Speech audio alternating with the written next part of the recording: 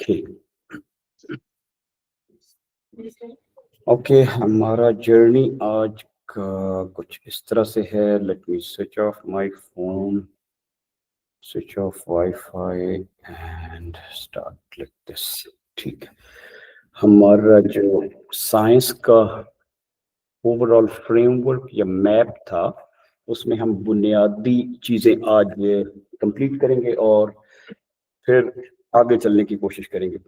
उस मैप में जो चीज़ हमें समझ आई इस वक्त तक, वो ये थी कि हमारी सारा जो साइंस का फ्रेमवर्क है, मतलब दुनिया को फिजिकल लेवल पे देखने का, it can be defined in a way. कल तक जो हमने बात की थी कि 3 पार्टिकल्स हैं which we quark, lepton and boson. और ये पार्टिकल अपने तौर पे तो ज़ाहिर स्टेबल नहीं है, they come into a stable family which we call atom. तो एटम से फिर आगे सारी चीजें बनती है, तो इसलिए इनको टेक्निकली हम पार्टिकल कहने की बजाय सब पार्टिकल्स कहते हैं। पार्टिकल्स जो है ना, ये जब भी आपस में करीब रखे जाएंगे तो वैसे बंदा सोच सकता है कि अगर कोई 2 चीजें आपस में रखी हुई हैं तो आपस में वो क्या कर सकती हैं। They might attract, they might repel, they might come and annihilate and हाँ कोलाइड। और वो तो फिर उन्होंने कुछ ना किया, इधर चले गए, एक एनर्जी थी जो कहीं से तो पार्टिकल्स के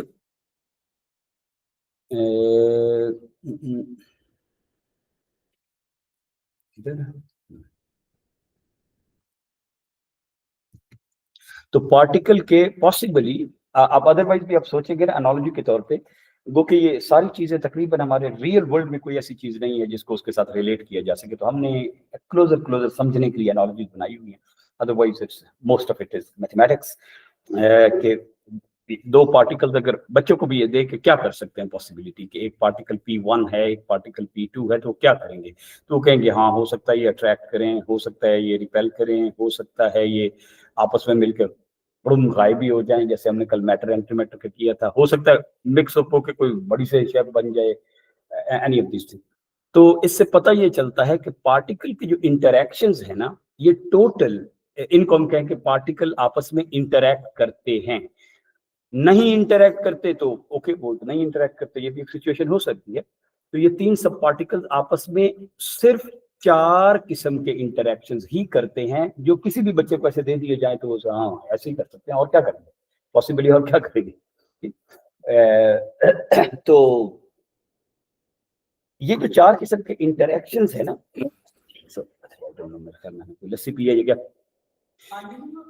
मैं ले लेता। जो 4 किस्म के इंटरैक्शंस हैं, ये इंटरैक्शंस क्रिएट एन इफेक्ट।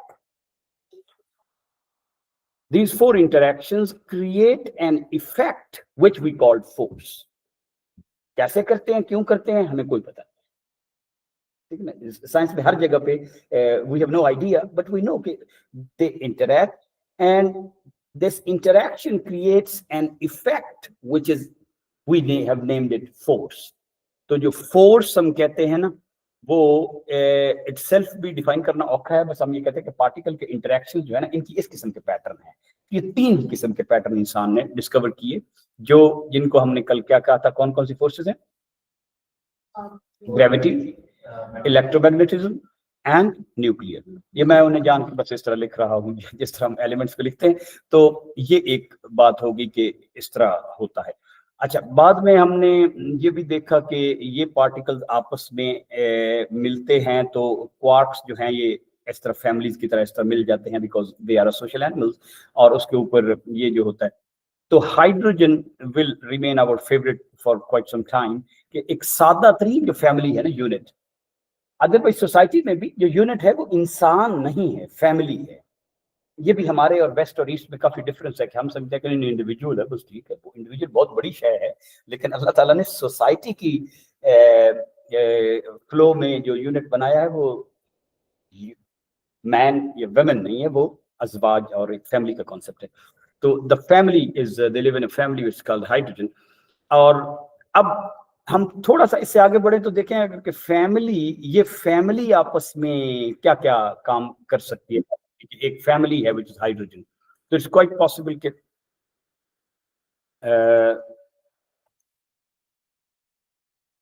अब इस किस्म की और फैमिलीज भी बन सकती हैं कि हाइड्रोजन आपस में मिलें, तो हो सकता है कि ये जो क्वार्क क्वार्क क्वार्क की चीज एक प्रोटॉन है, ये इस किस्म की दो चीजें आ जाएं और इस किस्म की दो चीजें आ जाती हैं, तो maybe then it's something bigger. तो इनको हम फिर कहेंगे, ये बाद में हम करेंगे, लेकिन लुक्स लाइक दिस, लेकिन जाहिर है इसमें कुछ दो चीजें न्यूट्रल फॉर्म में भी होती हैं, न्यूट्रॉन भी होते हैं। तो particles, sorry atoms, let's say atoms, ये एटम्स जो हैं, एटम का लफ्ज़ी मतलब भी आना चाहिए कि लफ्ज़ एटम का हमने ये नाम क्यों रखा हुआ है। एटम का लफ्ज़ी मतलब है जिसे तोड़ा ना जा सके, एटम जिसे तोड़ा ना जा सके, वन मोनोलिथिक, क्योंकि इंसान का कॉन्सेप्ट ये था कि कोई तो एक छोटा गर्रा होगा ना जो यहाँ पे जाके द बेसिक बिल्डिंग ब्लॉक होगा जिसे तोड़ा नहीं जा सकता। तो अब तुम्हें पता है कि ये तोड़ तोड़ के हमने इसका ये किया हुआ, अब हम इनको असल में एटम कहना चाहिए, ये नहीं टूट रहे, लेकिन हमें पता है कि नहीं, ये दोनों भी टूट जाना है, क्योंकि ये भी असल में तो वेव्स ही पैक्ड हुई, तो इसलिए, लेकिन ये नाम आ रहा है विच इज, अब वैसे अब कहें ना अनब्रेकेबल, क्या इसमें अनब्रेकेबल है, तो सारा ब्रेकेबल है, कम से कम ब्रेक करके वेव्स में तो कन्वर्ट हर वक्त आप देख रहे हैं हो ही जा रहे हैं। तो ये आपस में क्या क्या कर सकते हैं, मिसाल के तौर पे, मिसाल मेरे पास दो पार्टिकल्स हैं, अब यहाँ पे कोई ऐसे बॉल या कोई चीज हो तो okay, these my things are balls, हमें मतलब चीजों का मोहताज होने की बजाय ना जस्ट गेस्चर से भी बच्चे को चीजें समझा सकते हैं कि big and wavy and flying. तो आई हैव टू पार्टिकल्स, ठीक, तो particles, sorry not particle, now I am saying the families the atoms. अब ये दो फैमिलीज जो है ना, ये आपस में क्या क्या कर सकती है पॉसिबली।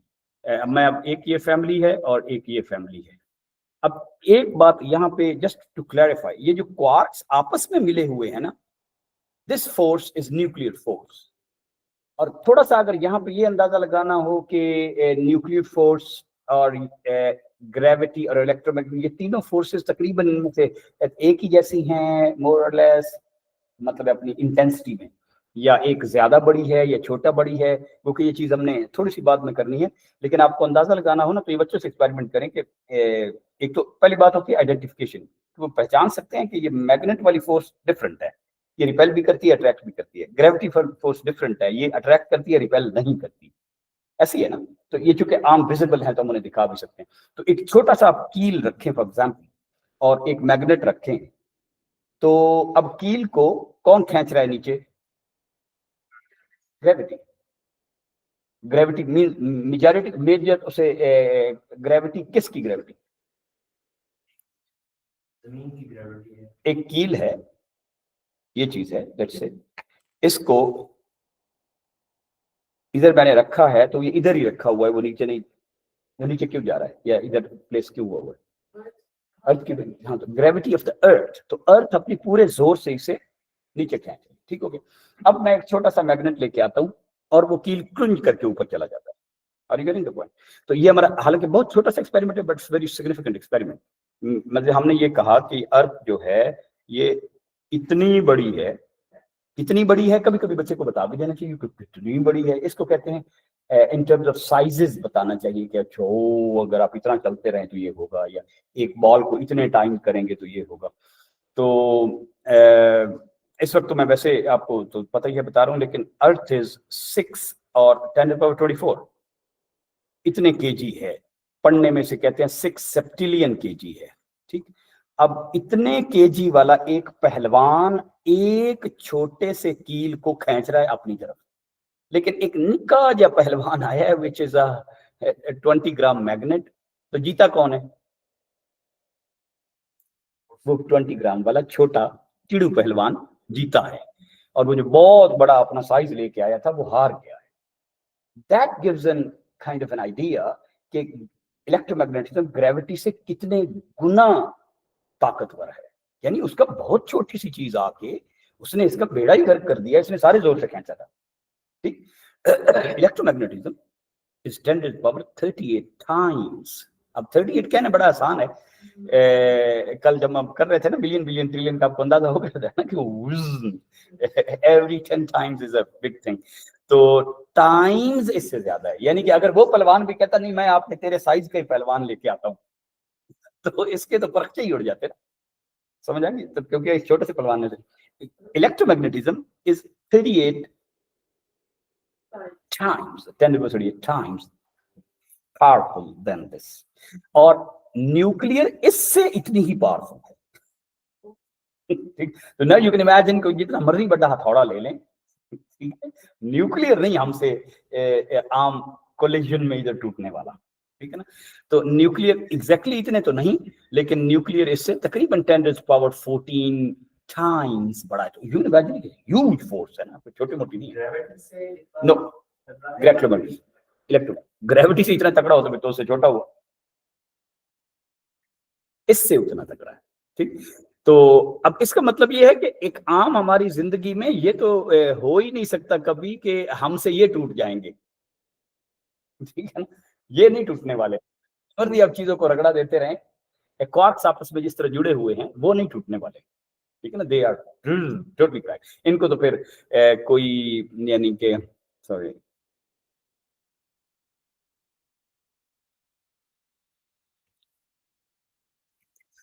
तो ये पता चला कि ये नहीं टूटने वाले, और हमने यहाँ से ये नतीजा भी निकाल लिया कि इन तीनों का एक कंपैरेटिव हमें ये भी पता चल गया कि कौन सी फोर्स है कि एक छोटा सा मकनातीस जो है वो इतनी बड़ी अर्थ को आपस गिरा लेता है, यानी कि वो ये कील इधर गया है और इधर गया है, तो ये 20 ग्राम मैग्नेट ने इतने ग्राम को पिछाड़ लिया है। तो न्यूक्लियर इससे भी ज्यादा है। तो अब अगर हम एक्सप्लॉइट करें तो सबसे वीक फोर्स फिर कौन हुई? ग्रेविटी। और उससे स्ट्रॉन्ग इलेक्ट्रोमैग्नेटिज्म, और कितनी स्ट्रॉन्ग है? 10⁻38। और इससे स्ट्रॉन्ग इसके 10 की ताकत 14 से भी अरबों टाइम्स होगी ना, तो वो फिर न्यूक्लियर फोर्स है। तो यस, हाँ, अब ये फिर प्रॉपर्टी बच्चों को दी जा सकती हैं कि इनकी प्रॉपर्टी जाकर ढूंढे। हम अब बच्चों को देने का तरीका जो है ना वो अभी हम थोड़ी इन अ वाइल, पहले हम अपना फ्रेमवर्क कंप्लीट कर लें, फिर इन अ वाइल हम देखेंगे कि हर बच्चों से करना क्या है, मतलब उनको प्रोजेक्ट क्या देने। क्योंकि प्राइमरीली हमारी इस डिस्कशन का मकसद है कि अपना कंटूर कंप्लीट करें, हाउ टू टीच पे वक्र सेशन किए जा सकते हैं। अब इसमें आप देखें कि एक जो इंटरेस्टिंग बात मैंने अपने आज की आउटलाइंस में रास्ते में लिखी हुई थी, वो ये थी कि ये जो न्यूक्लियर है ये हमारे कॉमन इंटरेक्शंस में कभी भी हम इसको एक्सप्लॉइट अनएक्सप्लॉइट नहीं कर रहे होंगे। They need a very very specialised equipment, nuclear reactors, या फिर ये हम हर वक्त देख रहे हैं कि सूरज पे हो रही है। तो लिहाजा आम हमारी जिंदगी में जो फोर्स यूज होगी ना वो ये इलेक्ट्रोमैग्नेटिज्म और ग्रेविटी हो रही होगी। और ग्रेविटी सिर्फ पॉजिटिव फोर्स है, इलेक्ट्रोमैग्नेटिज्म पॉजिटिव नेगेटिव दोनों है। न्यूक्लियर का आप डिस्कवर करें क्या है, और इन सब फोर्सेस की कुछ लिमिट्स हैं। न्यूक्लियर जो है ना वो नैनो मीटर के बाद होती नहीं है, उसके बाद कोई नहीं, एकदम फिनिश, ठीक, उसके बाद है उसका इफेक्ट ही नहीं है। और इलेक्ट्रोमैग्नेटिज्म होती है but fast goes down. Gravity कभी भी खत्म नहीं होती, but it goes on and on and on and on and on. इसी वजह से फिर पूरी कायनात में ये एक्यूमुलेट ही होती रहती है। तो ओवरऑल कुछ forces plus minus plus minus plus minus होते एक दूसरे को वो माइनस करती रहती है। तो कायनात में जो फोर्स अल्टीमेटली सबसे पावरफुल बन जाती है वो है जो इतनी वीक है कि किसी खाते में नहीं आती। और now we will discuss in a while कि how it is the powerful. इससे ढेर सारे सोशल लेसन भी निकाल सकते हैं कि यू आर अलाइंड, तो ये जरूरी नहीं है कि आप इंडिविजुअली बहुत ज्यादा पावरफुल हैं। It is kind of very very small things can make you very very powerful. अब मतलब अब सोचे ना कि मतलब हमारा जो गाड़ी है, गाड़ी का जो ये पिस्टन है, मतलब कल हमने हीट की थी ना कि पार्टिकल स्ट्राइक हो रहे होते हैं, तो मैं जिस तरह अपना साइकिल चलाता हूँ गुड़ गुड़ गुड़ गुड़ ऐसे करके चलाता हूँ ना, गाड़ी एग्जैक्टली ह्यूमन साइकिल की तरह ही ये चीज चलाता हूँ, क्योंकि मैं उस अपने पिस्टन में इधर फ्यूल इंजेक्ट कर रहा होता हूँ और इसमें मैं एक छोटा सा स्पार्क दे रहा होता हूँ, पुश होता है, लेकिन वो फ्यूल नहीं होता, वो फ्यूल प्लस एयर होता है। तो फ्यूल और एयर की रेशियो के लिए मैंने ढेर सारी प्रोसेसर आजकल लगाए हुए हैं। पुराने जमाने में प्रोसेसर नहीं होते तो अप्रोक्सीमेट होता था, ढेर सारा फ्यूल जाया होता था। अब वो रेशियो बड़ी एग्जैक्टली वो मेजर होती है, कभी खराब हो जाए तो बड़ा इंजन करता है, तो इट्स फ्यूल एयर मिक्सचर इधर जाता है। अब जब इसको मैं ब्रश करूंगा तो of course they will strike more, क्योंकि इनके कुछ बॉन्ड टूटते हैं। वो जो एनर्जी है वो बॉन्ड पे हम बात करने वाले। अब इंडिविजुअली अब दोस्तों जो इसको चीज टकरा रही है वो क्या है? Atoms. It is those very very tiny atoms जो कि 1 मिलीमीटर, ये मैंने मिलीमीटर नहीं बनाया, में साइड बाय साइड रखे जाएं तो 1 बिलियन आते हैं। क्या 1 बिलियन साइड बाय साइड रखे जाए ना, कि हम इकट्ठे बैठते हैं तो जो लाइन बनती है ना वो 1। अब it's such a tiny thing, unimaginably tiny.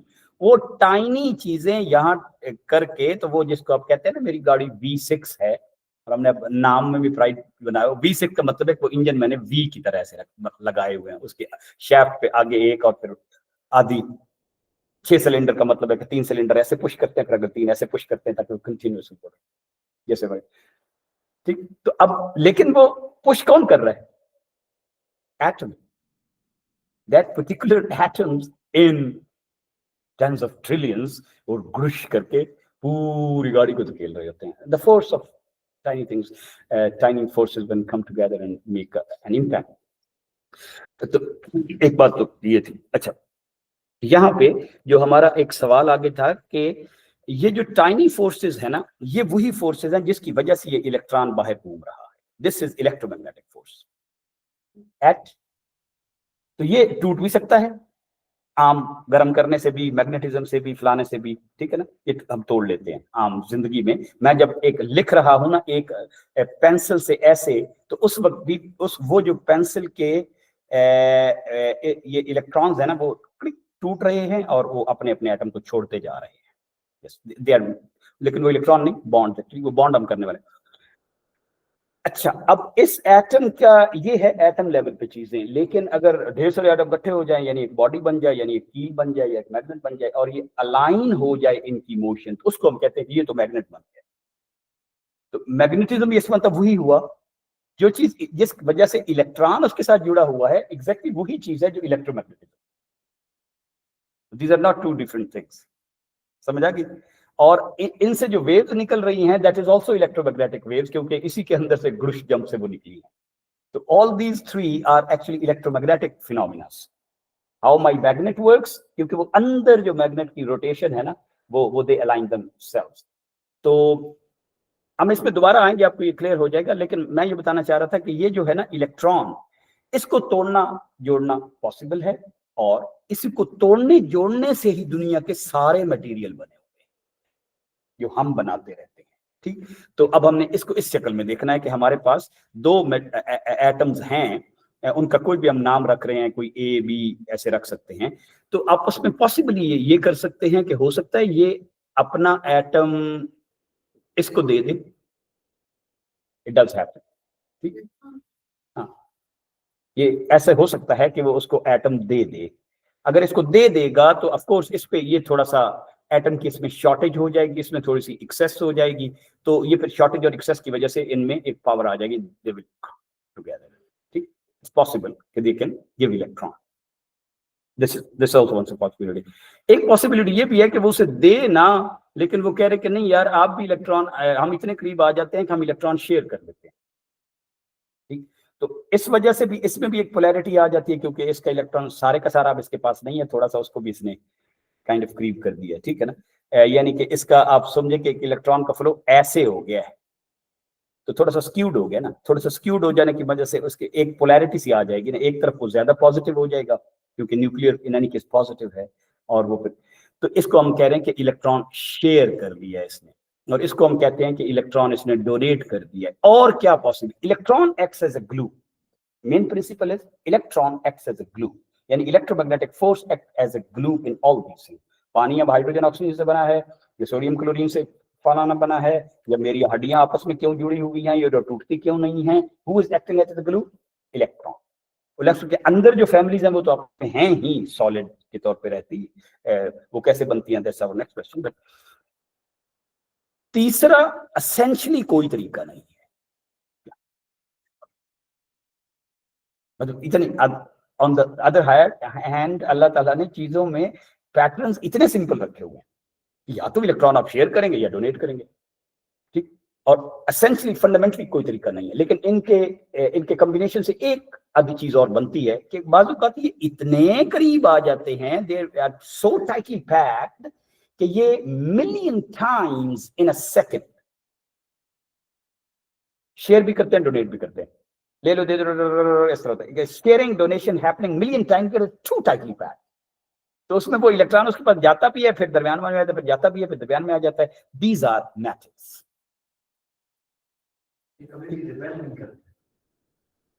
Repel भी करते हैं, ऑफ कोर्स उनकी रिपल्शन भी होती है। हाँ, रिपल्शन भी होती है, इसलिए बिल्कुल घुस एक दूसरे के अंदर रिपेल भी होती है। अब ये मसला है ना कि ये पॉजिटिव है, ये नेगेटिव है, और ये इसको भी खींच सकता है, यानी कि ये जो है थोड़ा थोड़ा इसको भी खींचता है, तो ये वो रेजिडुअल है जो उसको खींचता है। आपस में वो रिपेल करने की कोशिश कर रहे हैं, वरना तो बिल्कुल एक दूसरे के अंदर की बैठ जाने की कोशिश। वरना तो ये है ना कि अगर वो रिपल्शन ना हो तो ये एक जिसको कहते हैं सुपर एटम बन जाए, तो सुपर एटम नहीं बनता ये, यानी कि न्यूक्लियस भी आपस में मिलना शुरू कर देंगे। तो वो रिपल्शन ने उनका डिस्टेंस भी रखा हुआ है, ठीक है, लेकिन वो उनकी अट्रैक्शन ने, क्योंकि उधर चला गया है, तो ये थोड़ा सा पार्शियल हो गया और वो भी थोड़ा सा पार्शियल हो गया, ये पार्शियल पॉजिटिव हो गया, ये पार्शियल नेगेटिव हो गया, क्योंकि बिल्कुल वो उनका आप कह लेंगे ना, उनके सेंटर मैच अब नहीं कर रहे ना, एक दूसरे से प्रॉक्सिमिटी की वजह से एक दूसरे को हमसाए तंग कर रहे हैं। तो ये असल में रेजिडुअल फोर्स है जो जिसकी वजह से वो बॉन्ड बन रहा होता है, उसकी अपनी ओरिजिनल पूरी फोर्स नहीं यूज होती उसमें। तो अगर इतने टाइटली पैक्ड हों कि million times sharing and donation हो रही हो, तो इसको कहते हैं मेटालिक बॉन्ड। अब आपने ये देख लिया कि मेटालिक बॉन्ड की असल तो वही दो बॉन्ड है, ये अपने से कोई शेयर नहीं है।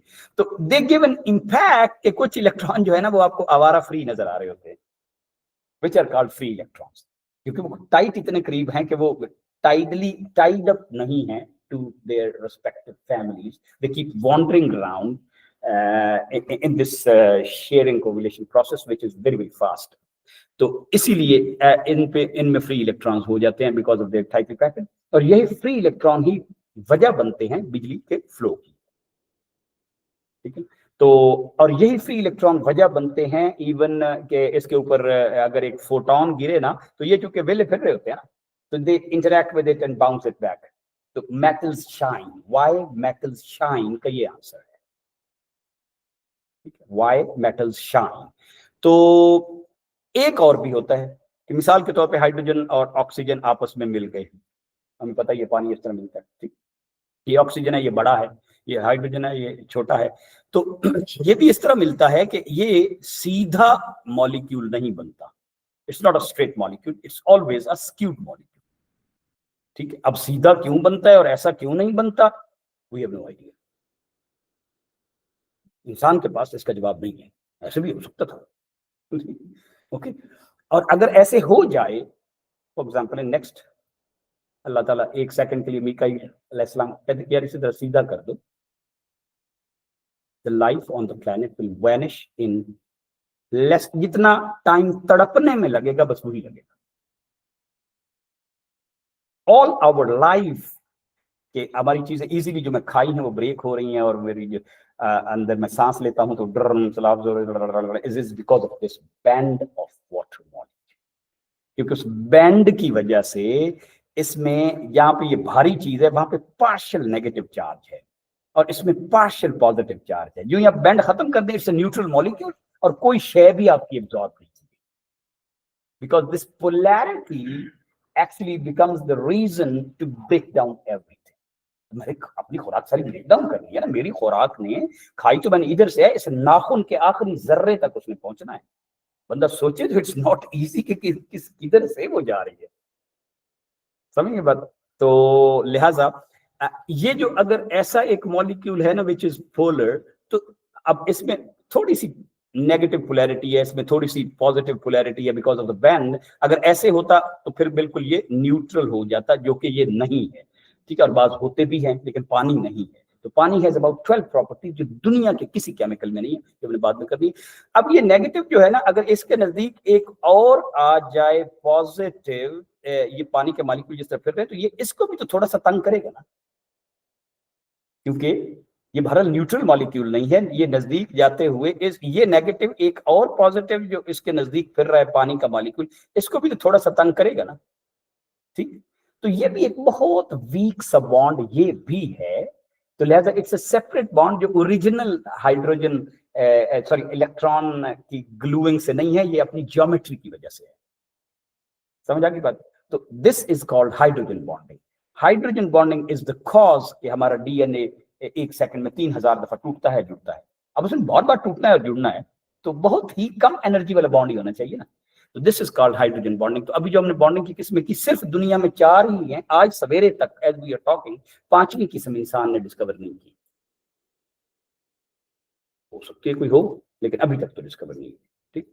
सो 1 2 3 4, और इसमें से आपको साफ साफ नजर आ रहा है कि इसमें जो ये है ना, अगर हम देखें कि ज्यादा पावरफुल कौन सा होता है, तो पावरफुल ये डोनेट वाला होता है। इसको हम अगर मैग्नीट्यूड में कहें तो दिस इज पावरफुल, क्योंकि उसने डोनेट ही कर दिया तो टाइड अप होकर रहेंगे। ये इससे लेस पावरफुल है, और ये करीब होने की वजह से उसकी स्ट्रेंथ मिलियन टाइम ज्यादा हो जाती है, तो लिहाजा। लेकिन इस बॉन्ड को हम ओरिजिनल बॉन्ड नहीं कहते ना, मेटालिक बॉन्ड कहते हैं, लेकिन असल में तो ये उनका एक किस्म का है। जो ये बॉन्ड है ये सबसे वीक है, this is the weakest.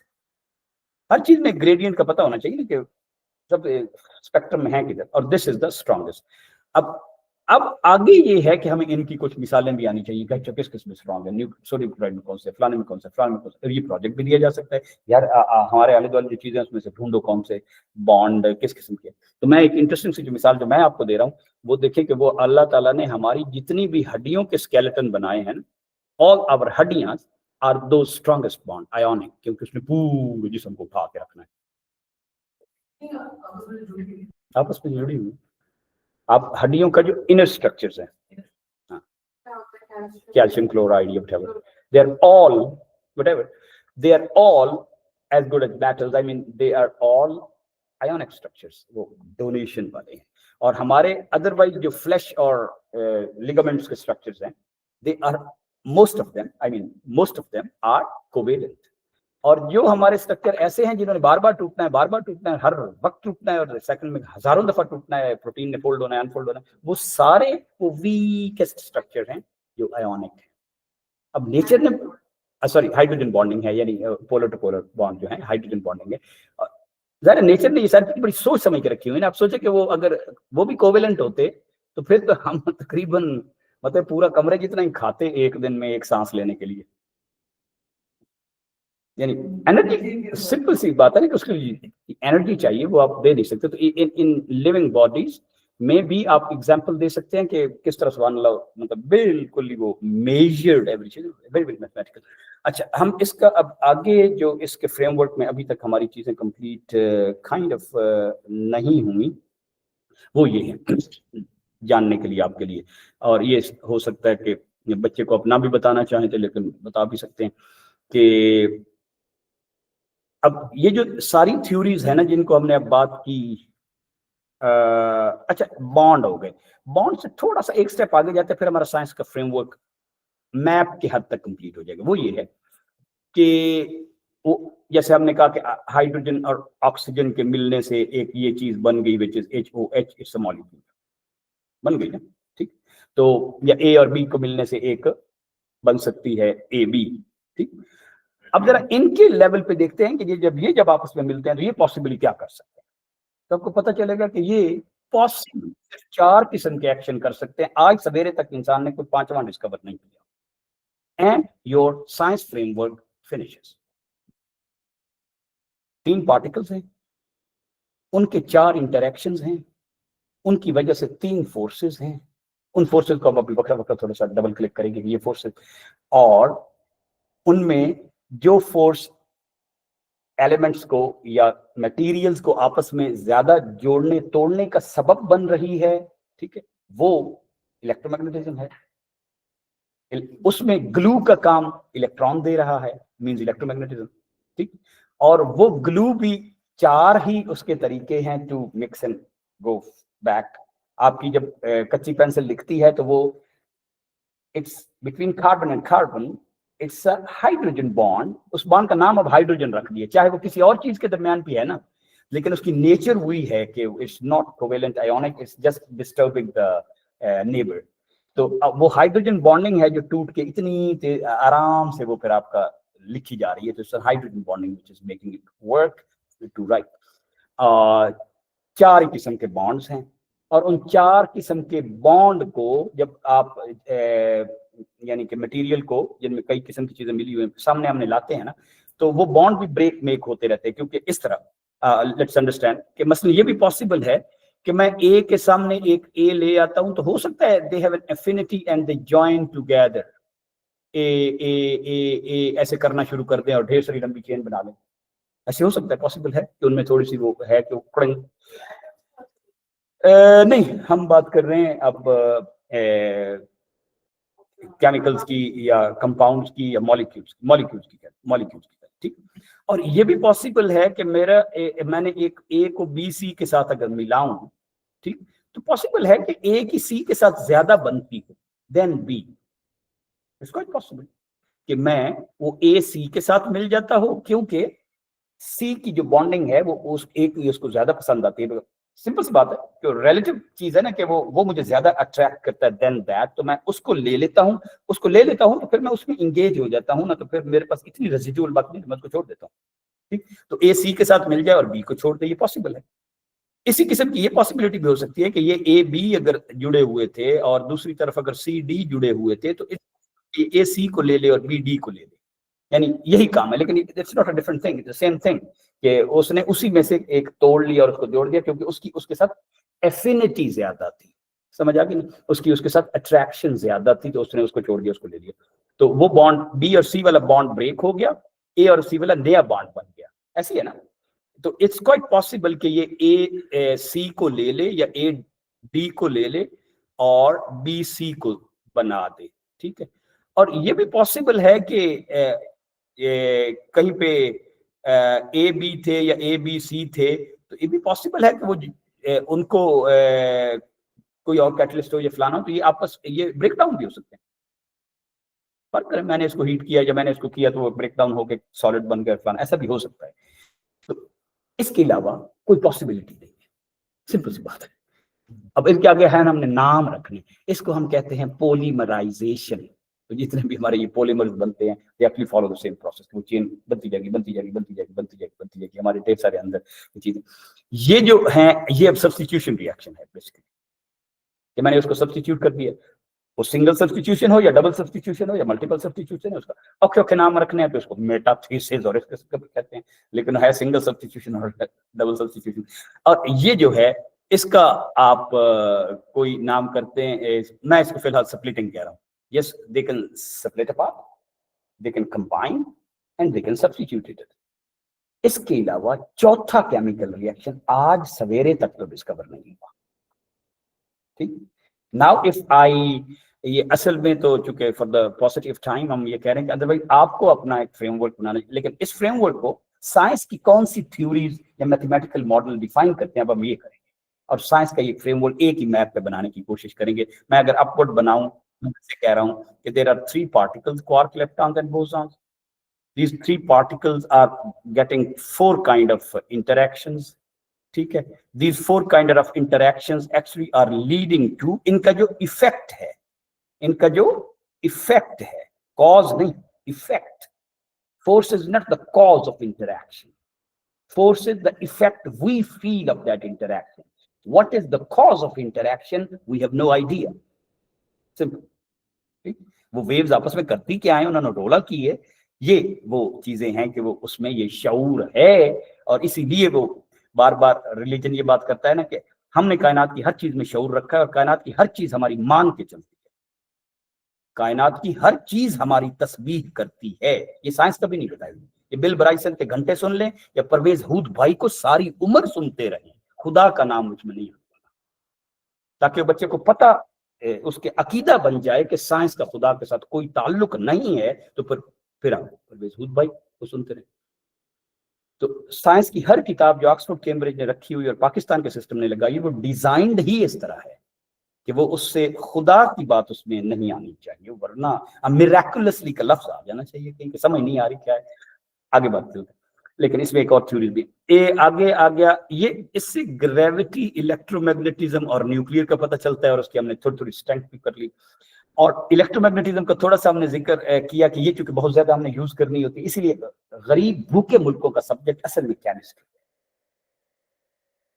Physics भूखे मुल्कों का, भिखारी मुल्कों का सब्जेक्ट ही नहीं है। फिजिक्स की तो लैब $1 बिलियन में बनती है, फिजिक्स की तो लैब 10-10 मुल्क मिल के बनाते हैं, एक मुल्क भी नहीं बना सकता। सच्ची बात तो ये है। तो बुनियादी साइंस है ना, और डीप इनटू जाना पड़ता है। तो हाँ, हमें फिजिक्स आनी चाहिए, लेकिन असल हमारी पेंट, हमारी सॉइल, हमारी फूड, हमारे न्यूट्रिएंट, हमारी मेडिसिन, हमारे हर्बल्स, एवरीथिंग, हमारी एग्रीकल्चर इज केमिस्ट्री। तो जिस भी नेशन को केमिस्ट्री नहीं आती और उसमें भी वो मोहताज है, वो फिर टोटल मोहताज है। तो डेवलपिंग कंट्रीज की तो फोटे जो होना चाहिए। अब अनफॉर्चुनेट नहीं है कि मतलब हम थोड़ी थोड़ी रेलेवेंस की बात करेंगे कि 16 साल गुजर जाते हैं, मैंने सॉइल को टच नहीं किया, ठीक है, मेरी सॉइल से कोई रिलेशनशिप भी नहीं है। और केमिस्ट्री एक इस तरीके से पढ़ाया जाता है कि इट्स अ ड्रेडफुल सब्जेक्ट। दो ही सब्जेक्ट खुश्क मशहूर हैं यार, मैथ तो बड़ा खुश्क है, कैलकुलस तो यार बहुत, और केमिस्ट्री यार बहुत। फिजिक्स में फिर कोई टॉय नजर आता है, फिर कोई लेंस नजर आता है, फिर कोई कलर नजर आते हैं। तो केमिस्ट्री में कुछ भी, हालांकि chemistry is all in kitchen, your physics is all in toys, your chemistry is totally in your kitchen and it's all around you. आपका दूध का दही बनना, आपकी माचिस कैसे होना, आपकी रोटी का काला हो जाना क्योंकि पानी निकल गया बाकी कार्बन रह गया है, आपका केला पड़ा है तो उसके ऊपर काला हो जाना, आपकी कावा में लेमन ज्यादा डाले तो उसका colour fade. Chemistry it's all around us, लेकिन हम बताएंगे, तो बता तो फिर तो बच्चे ऐसा पैदा हो जाएगा। यानी हम दैट्स हाउ टू टीच, उसमें जो गलती हम करते हैं अनकर। लेकिन केमिस्ट्री शुड बी टॉट दिलचस्प बना के, और मुंह से ये निकलना भी नहीं चाहिए कि ये बहुत औखा सब्जेक्ट है। मुझे वेरी इंटरेस्टिंग सब्जेक्ट है। हम जो पहले दिन टीचर आके कह देते हैं, और सच्ची बात ये केमिस्ट्री में चूंकि जैसे फैक्टॉइड से याद करने पड़ जाते हैं, हालांकि केमिस्ट्री बहुत पैटर्न है, इंतहाई पैटर्न है ना, इंतहाई पैटर्न है। इतनी पैटर्न है कि आपको 10-12 पहले एलिमेंट्स 10-12 ही हैं जिनसे सारी निजाम चल रहे। CHON और P से 99% कायनात चल रही है। वैसे 99% कायनात सिर्फ 2 से चल रही है, हाइड्रोजन और हीलियम। लेकिन हम जाहिर है CHO से 99% खत्म हो जाता है, बाकी फिर हमारे अंदर आयरन भी है, माइक्रोन्यूट्रिएंट्स हैं, पौधे के अंदर NP और K है, हमारे अंदर थोड़ा सा आयरन है, थोड़ा सा सॉल्ट है, क्योंकि ये salt, sodium becomes our neurotransmitter. इसलिए नमक ज्यादा खा लेते हैं तो ज्यादा ट्रांसमिशन शुरू हो जाती है, फिर ब्लड प्रेशर भी हो जाता है। ठीक है, ये बाबे ने हो की गया, जितना खपता क्यों है, जिस तरह कल आपने जिस तरह मुझे वो बादाम वाली चीज दी थी, मैंने रात को खाई थी, इट वाज इंटरेस्टिंग। तो इसका मतलब क्या हुआ कि हमने कहा है कि ये तो इलेक्ट्रॉन, अब इसके 4 ही प्रोसेस हैं कि इलेक्ट्रॉन उसने देना है, इलेक्ट्रॉन उसने डोनेट करना है, शेयर करना है, डोनेट करना है, शेयर प्लस डोनेट करना है, और हमसाए को तंग करना है।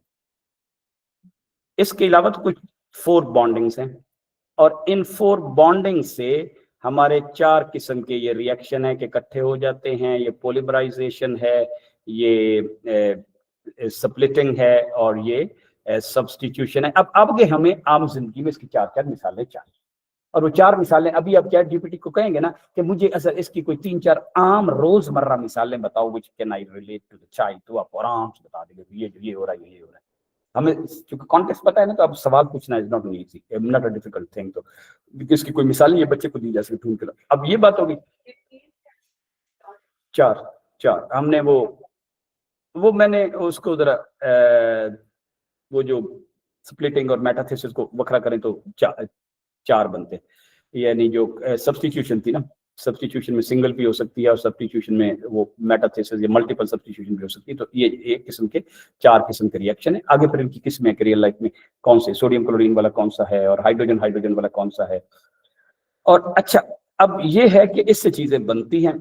यहाँ पे इनको जो मैथमेटिकली चीज डिस्क्राइब करती है, अब बॉडीज बन गई ना, अब इससे शुगर बन जाएगी, और इससे कोई सोडियम क्लोराइड बन जाएगी। अभी हम लाइफ पे नहीं आए, लाइफ अभी कहीं ऊपर है, ठीक है ना। लाइफ इन चीजों से बनती है, लेकिन इन चीजों से डिस्क्राइब नहीं होती, उसकी प्रॉपर्टी वो बात करें। यहाँ पे जो चीजें हैं वो बहुत छोटी हैं, उनके हमारे वक्रे फार्मूले, जो वेरी वेरी टाइनी चीजें हैं ना, एटॉमिक लेवल पे, क्वार्क पे, लेवल के, बोसॉन के, हमारा एक वक्र मैथ है जो उसको डील करता है। यानी हमारे पास इन सबको डील करने का कोई एक फ्रेमवर्क नहीं है। We are not that capable कि हम इनको सबको किसी एक ही फार्मूले में करें। जैसे हम कहते हैं, शुरू में कहा था कि ग्रेविटी, इलेक्ट्रोमैग्नेटिक, कभी ये तीनों इकट्ठियां भी तो रहती थी ना।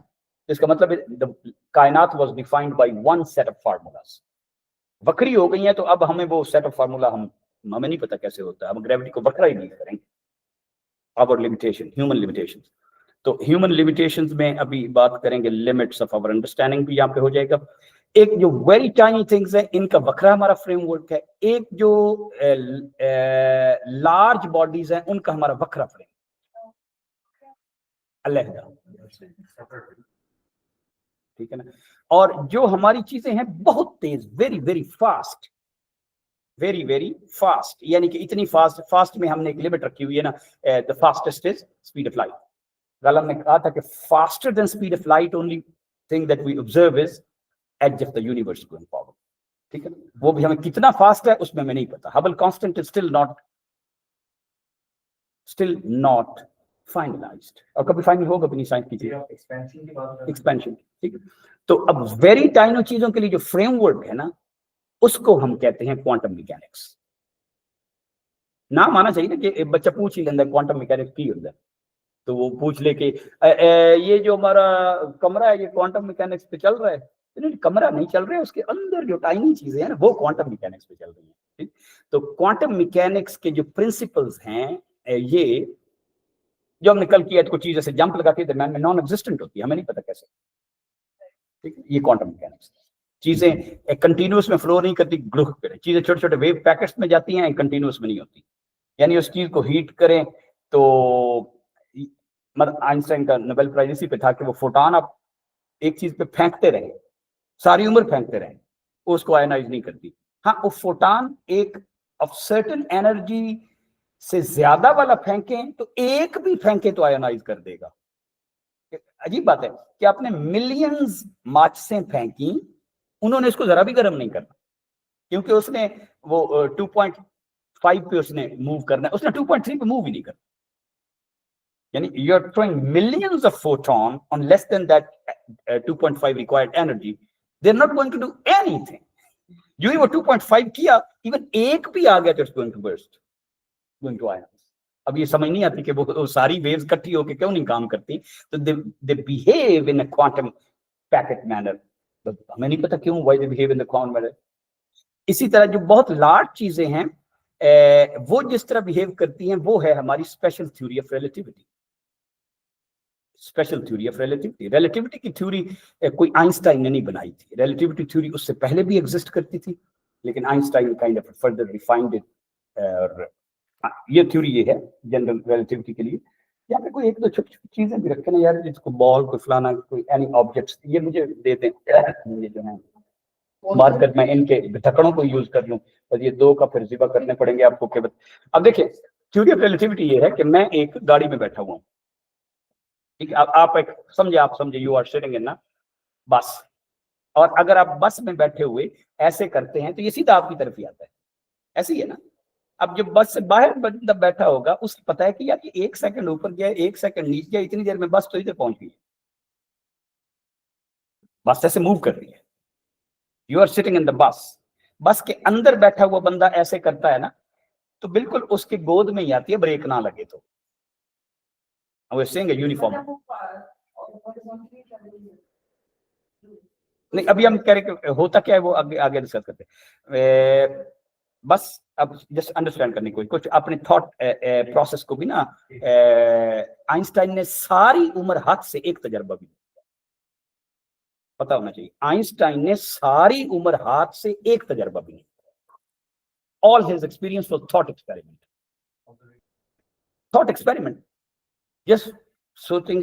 वो कह रहा था कि मैं अपने आप को सूरज पे ले जाता हूं, उसकी शुआओं के ऊपर अपने आप को सवार करता हूं, और फिर देखता हूं कि अब कायनात कैसे बिहेव कर रही है। And then how I discovered how things might happening, और पता चल गया कि हाँ तो बाकी इस तरह अपेरेंटली। तो थॉट एक्सपेरिमेंट ये है, सिंपल हमारा थॉट एक्सपेरिमेंट, कोई इतना थॉट नहीं है, थोड़ा सा फिजिकल भी है, कि हम एक बस में बैठे, और बस कंटिन्यूसली मूव कर रही है। और बस में आप कभी भी ये तजर्बा करके देखें कि एक छोटा सा बॉल लेके ऐसे करें। अब जब बॉल आ गया है तो एक बॉल ताकि क्योंकि ये खुश्क हो जाते हैं, एवरीथिंग इज प्रेशियस।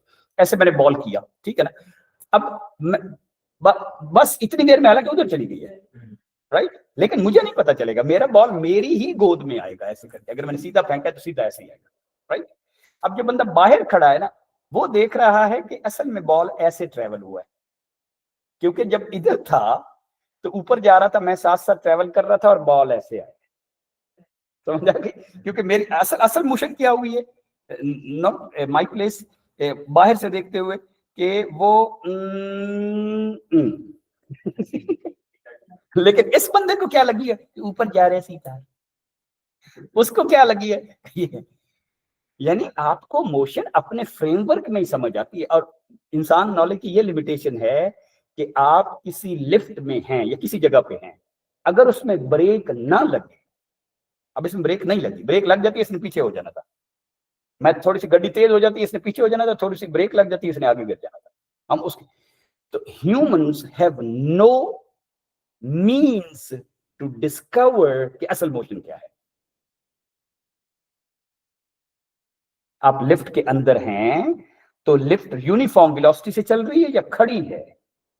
आपकी सारी मैथमेटिक्स और साइंसेस और साइंस में यू कैन नॉट डिटरमिन कि चल रही है unless there is a jerk और there is a acceleration. Jerk का मतलब एक्सेलरेशन ही होता है ना कि ऐसे क्यों हुआ है, हमें भी नहीं पता चलता ना कि चल रही है। तो एक दिन जलजला आंदा थे, उस दिन अस्तगफिरुल्लाह, क्योंकि हम आमतौर पर समझते हैं कि नहीं हम तो हादसात की जद में नहीं है।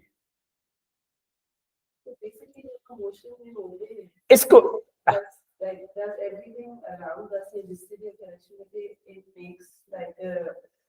there's a force between me and the bus I'm traveling in, and then also अगर कोई चीज इस तरह कर रही हो तो there's this एक हमारी शील्ड। हाँ एग्जैक्टली। इस शील्ड को जैसे आप डिस्क्राइब किया ना, इसको कहते हैं फ्रेम ऑफ रेफरेंस। अब चीजों को हमने नाम देने हैं ना।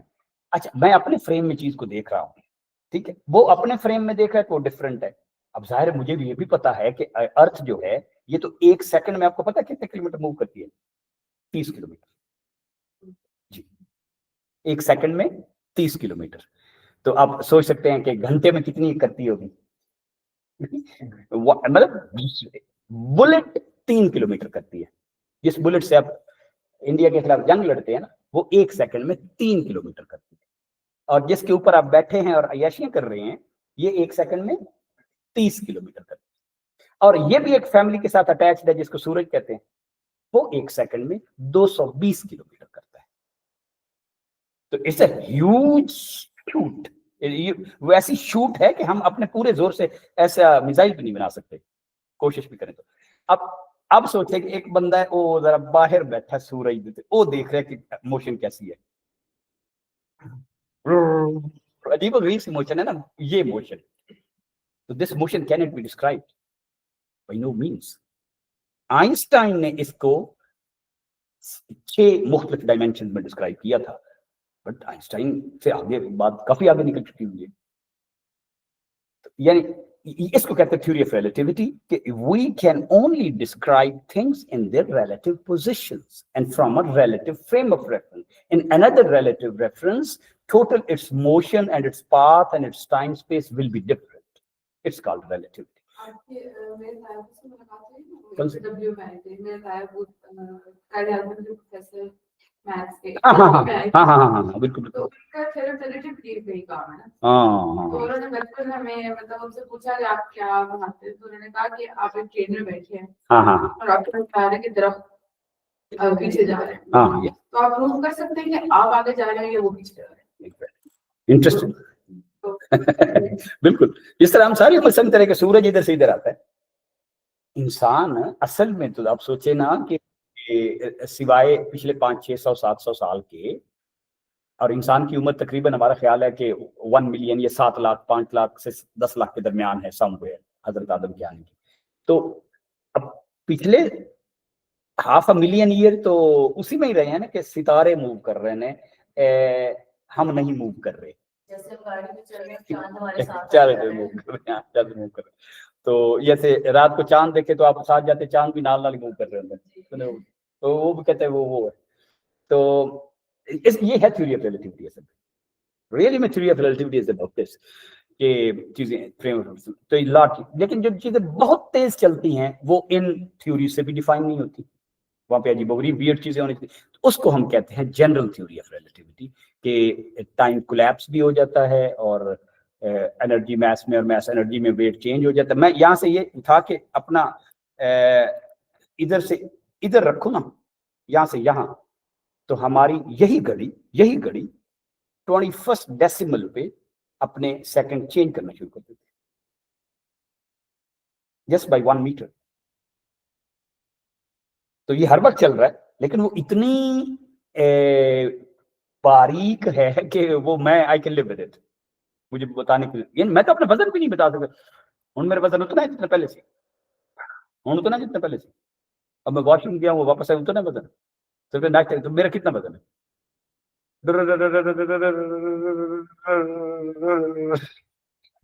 तो हम तो एक एवरेजेस मोटी मैथमेटिक्स पे जा रहे हैं, वो थोड़ी कोई डिफाइन करती है कि अल्लाह ताला की कायनात कैसे बनी। और ये बहुत कम इल्म से भी चीजों का बेनिफिट उठा लेना और उठा लेने की करना, ये अल्लाह की रहमत है असल में। अदरवाइज तो बंदा उठाने के काबिल नहीं। तो इसलिए बहुत बड़े साइंसदान कहते हैं कि it's like a blind man walking with his white canes, लेकिन उसे नहीं पता दरमियानी गटर कितने, लेकिन वो जा रहे वो तो ये जा रहा है, अच्छा ये भी फुटपाथ, अच्छा ये भी फुटपाथ है, ये भी फुटपाथ, अच्छा ये मुड़ने वाला है, लेकिन वो दरमियान है, वो जो नजर आ रहे हैं उसे पता है गटर है, लेकिन बच के लाएंगे। टोटली इसी तरह है, हमें थोड़े थोड़े स्पॉट्स पता है नॉलेज के, दरमियान के बिग वॉइड और कोई पता नहीं है। इसका इस थ्योरी को ये कहते हैं। अच्छा ये जनरल थ्योरी ऑफ रिलेटिविटी। इस वक्त पूरी हमारी जितनी भी साइंस का जो है उसमें एक अब चीज मिसिंग रहेगी, वो ये है यानी इसको हम अदरवाइज उस तरफ फ्रेमवर्क्स में ये भी कहते हैं कि हमारा एक तो मैस और एनर्जी का फ्रेमवर्क है, ठीक है, ये चीजें पार्टिकल बड़ा करें और वो पार्टिकल इधर उधर मूव भी करते हैं, तो लिहाजा एक स्पेस टाइम का फ्रेमवर्क है, मतलब स्पेस टाइम में मूव करती हैं थोड़ा, और एक चीजें चलती चलती अपना बैलेंस खो देती हैं और डिफरेंट फिनोमेना अकर होने शुरू हो जाते हैं। इसको कहते हैं थ्योरी ऑफ सिमेट्री। ये पहले इसमें नहीं था कि कायनात स्पिन क्यों कर रही है, इसका जवाब ही नहीं था। भैया एकदम बनी है तो स्पिन करने की केड़ी लोड़ है, चलते जाओ। और अब आप देखते हैं कि हर शय स्पिन कर रही है from the very very nano to the entire cosmos. तो इन चीजों को ये है थ्योरी ऑफ सिमेट्री। तो सिमेट्री ब्रेक कैसे होती है, तो फिर ये अगला फिनोमेना होता है, हमें पता है क्यों का नहीं पता। तो उस हिसाब से फ्रेमवर्क के हिसाब से ये, और मैथमेटिकल थ्योरी के हिसाब से ये तीन थ्योरीज इस वक्त कायनात को डिस्क्राइब करती हैं, कायनात के उस 4% को जिसको हम कायनात समझते हैं, बाकी 30% को। तो ये मैथमेटिकल फ्रेमवर्क है और ये हमारा एक किस्म का वो कंसेप्चुअल फ्रेमवर्क है। और इसमें एक चीज और है, वो ये है कि जब ये चीजें आपस में मिलेंगी ना, क्वार्क इलेक्ट्रॉन, तो इनके मिलने से जो चीज बनेगी उसकी properties hardly a very little part of the properties is describable by its constituents.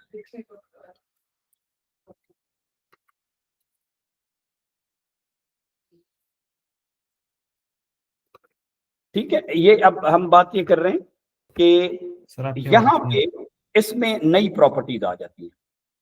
जब भी दो चीजें मिलेंगी तो ऐसी नई प्रॉपर्टीज आ जाएंगी जिसका बिल्कुल उन इंडिविजुअल प्रॉपर्टी से कोई ताल्लुक नहीं। यानी कि मुझे सारे का सारा क्वार्क का पता है, सारे का सारा बोसॉन का पता है और इलेक्ट्रॉन का, लेकिन जब मिल जाएंगे तो उससे जो चीज बनेगी वो is absolutely not defined but what they were doing. यानी आपको 100% हाइड्रोजन का पता है और आपको 100% ऑक्सीजन की प्रॉपर्टीज को पता है कि इतने पे आयनाइज होती है, इतना उसकी वैलेंसी है, इतने उसके इलेक्ट्रॉन है, इतनी उसकी एफिनिटी, इतने फलाना। अब मिल जाके जो पानी बना है ना, वो आप सोच भी नहीं सकते थे। उसकी 99% प्रॉपर्टीज जो है ना, वो are not definable by what constituent are. समझिए बात। तो इसको कहते हैं कि new properties emerge which are not at all described by what the constituents were. We have no idea where are they coming from. लेकिन इमर्ज होती है ना, इसको हमने नाम दिया हुआ है, ये उसकी इमर्जेंट प्रॉपर्टीज है। तो ये कहते हैं द थ्योरी ऑफ इमर्जेंस। अब थ्योरी ऑफ इमर्जेंस तो हमने नाम ही दिया, और ये हर लेवल पे है, यानी इससे ऊपर आएंगे ना तो अब ये दो मिल जाएंगे, बॉन्ड बन जाएगा, इसमें नई प्रॉपर्टीज आ जाएंगी। इवन क्वार्क को आपस में मिलाने से जो तीनों का पैकेट बना है ना, उन तीनों का वजन उन क्वार्क के तीनों के अलग वजन के बराबर नहीं है, टोटली वियर्ड है। ठीक, उससे ऊपर चले जाएंगे तो एट एवरी स्टेप अब आप देखेंगे कि ये पानी है और ये कार्बन डाइऑक्साइड, ये मिलके खंड बन जाता है, CHO का खंड ही बनता है ना, CO2 + H2O कोई पौधा लेके C12H12 खंड बनाता है ना, मतलब जिसको आप क्या कहते हैं, खंड को आप क्या कहते हैं? हाँ, और चूंकि हमें क्रॉस कल्चरल कनेक्शन नहीं पता ना, ये जो खंड का लफ्ज है ना, ये कंद, कैंडी, खंड, ये एक ही लफ्ज है क्योंकि एक ही फैमिली से आया है, गुलकंद, और उसी से कैंडी भी है, कंदी, एक्चुअली कंदी है, ठीक, और उसी से खंड भी है, उसी से शकरकंदी भी है, उसी से। तो ओके, हम ये है जो हम कह रहे हैं कि हर जगह पे at every layer and layers of many, उससे ऊपर अमीनो एसिड बनेगा, बिल्कुल नई प्रॉपर्टी, उससे ऊपर प्रोटीन बनेगा, एब्सोल्युटली डिस्क्राइबेबल नहीं है बाय अमीनो एसिड, उससे ऊपर जो क्वार्ट्ज, इलेक्ट्रॉन और इनसे जो बॉन्ड बना वाटर का, तो आपने कहा कि हमें इसकी प्रॉपर्टीज का इल्म नहीं है। बिल्कुल, अगर उनको वाटर बनने के बाद रिवर्स करते हैं तो फिर प्रॉपर्टीज जान सकते नहीं पता, फिर वापस ओरिजिनल अपने हाइड्रोजन बन जाता है, ऑक्सीजन बन जाता है, वो प्रॉपर्टी खत्म हो जाती है।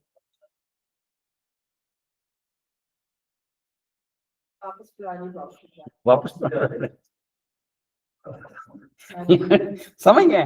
आप उसी हाइड्रोजन को तोड़ दें तो आप अब क्वार्क, हाइड्रो, इलेक्ट्रॉन सारा भी आपको पता चल जाना, तो आपने उसको बड़ा बड़ा इंसाइक्लोपीडिया भी लिख दिया हो, जिस तरह उन्होंने मिल जाना है आपका सारा इंसाइक्लोपीडिया फाड़ के फेंक दे।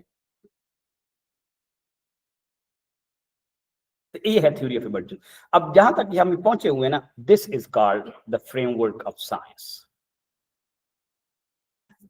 अब हमने जब भी छोटी बात करनी है ना तो फिर क्वांटम मैकेनिक्स, जब भी किसी बड़ी शय की बात करनी हो, एक गेंद जा रहा था, ठीक है, तो that is special theory of relativity. जब भी हम बात करनी है ना कि नहीं वो इट वेंट लाइक जिंग, तो फिर वो तो तीनों इकट्ठे मिल जाए। अब में से किसी ने इलेक्ट्रॉन डिफाइन करना था, किसी बंदे ने, उसका नाम पॉल डिरॉक है, तो उसने इलेक्ट्रॉन को जब स्टडी कर रहा था, इलेक्ट्रॉन तेज भी बहुत है और छोटा भी बहुत है, तो कौन कौन सी दो थ्योरीज लगेंगी? एग्जैक्टली, आपको कितने सियाने हो चुके हैं, अल्हम्दुलिल्लाह। तो खंड की बात को छोड़ देते हैं, तो इलेक्ट्रॉन की इसका मतलब है स्टडी कोई भी बंदा करना चाहे तो इसका मतलब है कि उसे दो थ्योरीज आनी चाहिए, कौन कौन सी? Quantum mechanics and general theory of relativity. General theory of relativity, ये दो नहीं आती तो you are nobody to study this.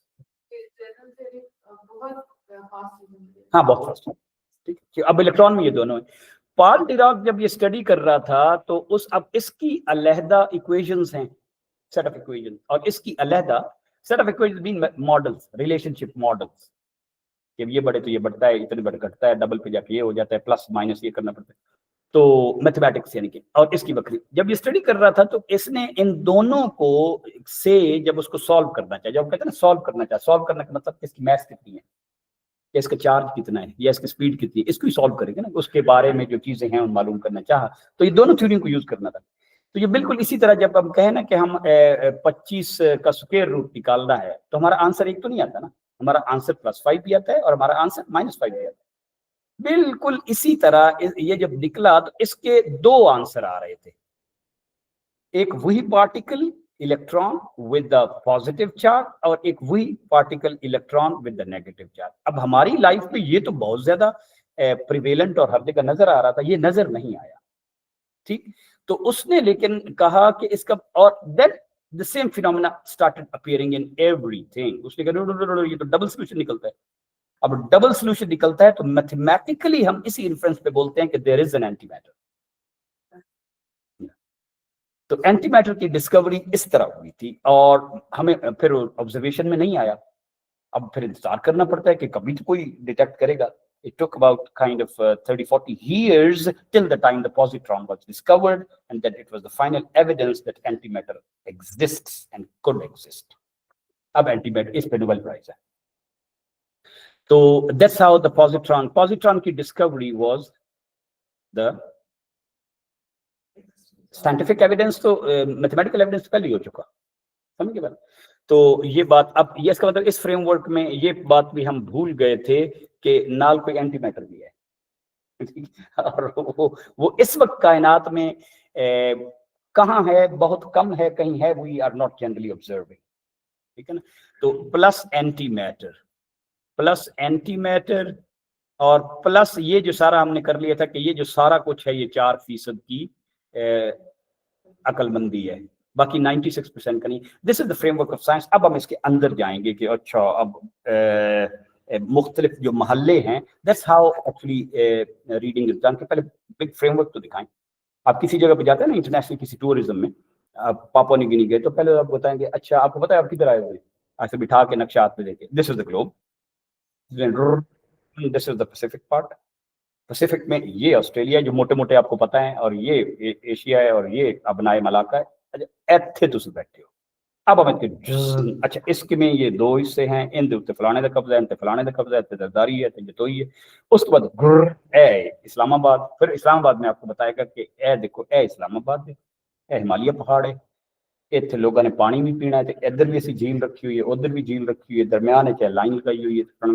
And now इसमें 4-5 बड़ी इंटरेस्टिंग चीजें हैं. एक खुदी है, एक इंसेक्ट म्यूजियम है, एक फलाना है. हुन असी दसो किथे तुसी जाना है. तो अब जब वॉक कर रहे हैं, we go straight into the trees without knowing how the forest looks like. कि फॉरेस्ट के बाद क्या आना है, बाद क्या आना है. ये this is the forest. Now we can get into trees. तो अब let's start getting into the trees ना. या आपने जब भी करना है अपने हिसाब से मुझे बता देना है. मैं 11 पे करेंगे. अच्छा अगली जो सारी बात है ना, अगली मैं ये समझ रहा था कि अगली बात इज वेरी इंटरेस्टिंग कि मैंने अगर मुझे ये फ्रेमवर्क पता है, बच्चे को तो नहीं पता, ठीक. तो बच्चे को ये फ्रेमवर्क के मिनिमम कंटूर्स वक्त के साथ साथ ही बताए जाएंगे कि मगनातीस से बताया जा सकता है, ठीक है, और ग्रेविटी भी बताई जा सकती है, आसान है. न्यूक्लियर इधर मैं नहीं दिखा सकता, लेकिन मैं ये कह सकता हूँ कि ये जो सूरज है ना उसके अंदर भ्रुष्य जो हो रहा है, ये न्यूक्लियर एनर्जी होती इधर भी है, but we can't break it. वैसे ये भी हो गया. और ये 3 ही फोर्सेस हैं, ठीक. और नीचे आगे पार्टिकल तो मैं नहीं दिखा सकता, विजुअलाइज करवा सकता हूँ, उसके भी बड़े अच्छे टूल्स अब हैं. लेकिन आप देखें, स्टॉप एट द ग्रेविटी. एक दिन फर्ज करें ये जो ग्रेविटी है एक फोर्स है हमारे. पहले तो बात इससे भी शायद पहले होना चाहिए कि मेरा किसी भी चीज कोई एक अर्थ है, एक मिस्टर अर्थ में ले आना चाहिए ना. जमीन जैसे बिठा दो कोई वो ग्रेटिट्यूड ग्लोब ला के, तो अब एक बच्चा उससे क्या सवाल पूछना चाहता है तो पूछे. एक मासी अर्थ आ गई है तो कोई आंटी अर्थ, तो आप उससे क्या पूछना चाहते हैं. कोई भी फैमिली आई है उसको कैरेक्टर बना लेना, ठीक है ना. तो ये है आज आंटी अर्थ और ये कहीं से चलती चलती आ गई है. तो आप जनरली उससे पूछेंगे ना आप कहाँ रहते हैं, और क्या पूछेंगे. हाँ हाउ आर यू. ठीक है, ये तो आप पूछेंगे ना. हाँ ये भी तो पूछना तेरी फैमिली कितने, मतलब आप अकेले हैं किधर से आए हैं, मतलब कोई तो हो ही जाए ना कि आप अकेले ही हैं, मतलब कि आपने शादी वादी कराई है नहीं कराई, या बच्चे हैं फैमिली में ही आ गया. ये हो सकता है कि आप ये बगैर पूछे कि हाउ ओल्ड आर यू आप रह सके, हो ही नहीं सकता. मतलब सिंपल सी बात है यार कितना पुराना है, ठीक है. और अब वो वैसे ही खड़ी तो मतलब या इसी का हम अगर करें तो यार आपका वजन कितना है, आपने लास्ट टाइम चेक करवाया कोई. मोटी बहुत है, लेकिन मेरे को ऐसी तरकड़ी कोई नहीं ना कि मैं कहूँ कि यार तेरा कितना वजन, मेरा तो छोटा सा वजन, तेरा कितना वजन है. उम्र पूछ सकते हैं कि यार नहीं वो फिर अम्मा ने बुला लूंगे ना कि आप आके पूछ ले. अदब आप तो रखना है, तो उम्र भी पूछनी है कि हाउ ओल्ड आर यू, ठीक है.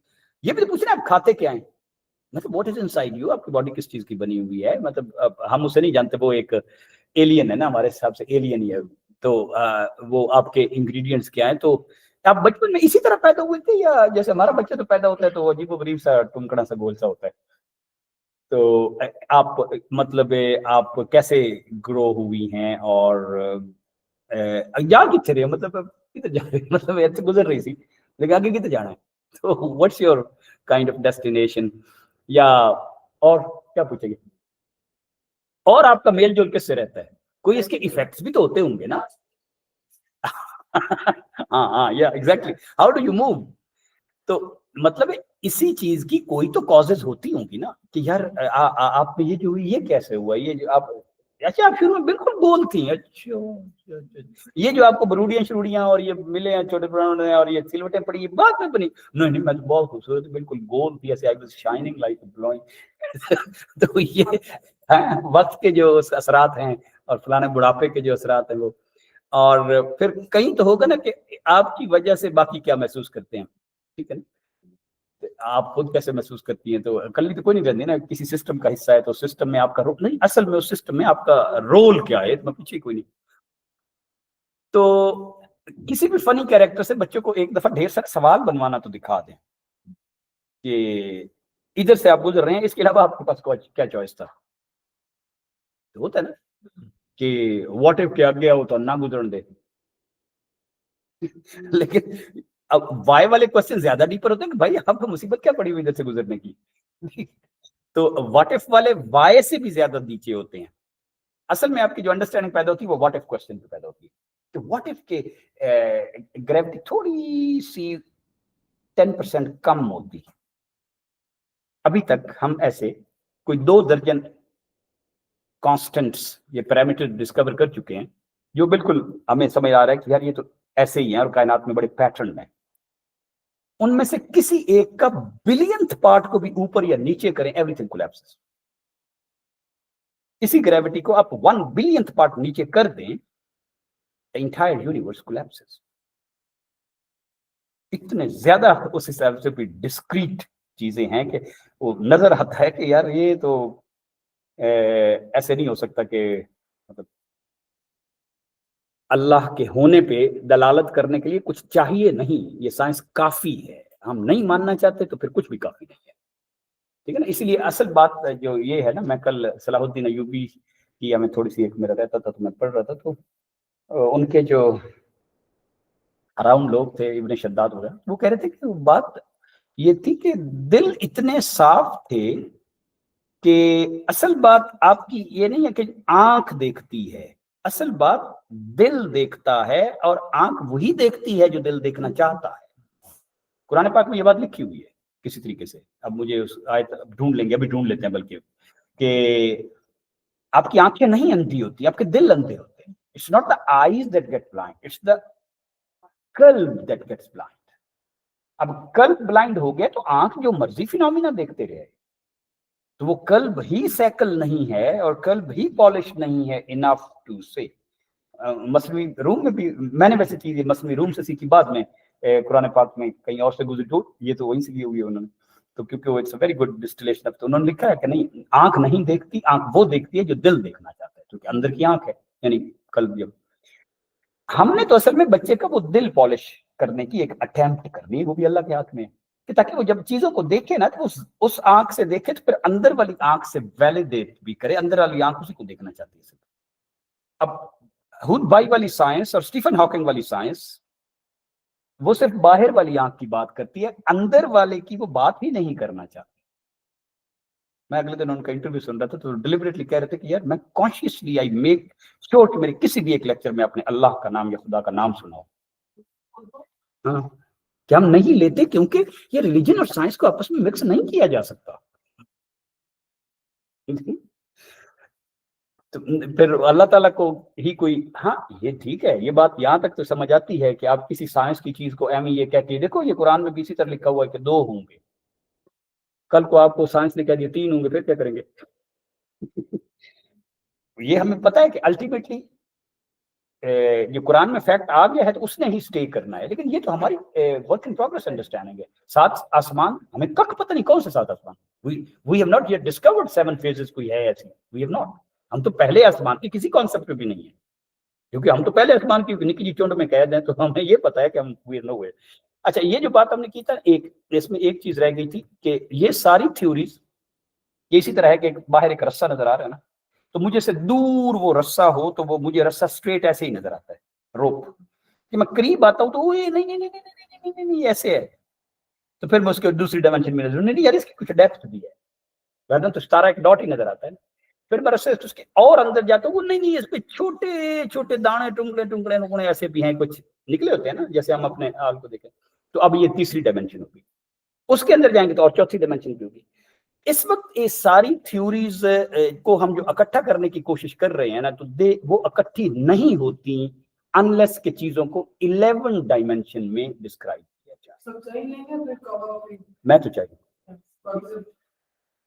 तो इस वक्त कायनात सारी 11 डायमेंशन में डिस्क्राइब होती है, जिसको हम कहते हैं द एम थ्योरी, और वटेवर आपको इसका नाम चले। इसका नाम एम क्यों है वो आप खुद।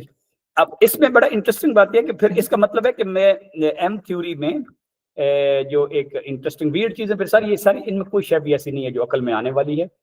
लेकिन मैं वैसे आपको दिखा रहा हूँ। आपने कभी नाम सुना है डेकर एक्ट का? ये नाम असल में आपके इस फ्रेमवर्क में डालना ही इसका मकसद था कि अच्छा आपको ये पता है कि उस ट्री में ये चीजें हैं, बस फिर then it's the questioning only, और then it's the project to the child. ये जो डेकर एक्ट है ना, ये जो बना हुआ है, इट्स एक्चुअली अ क्यूब।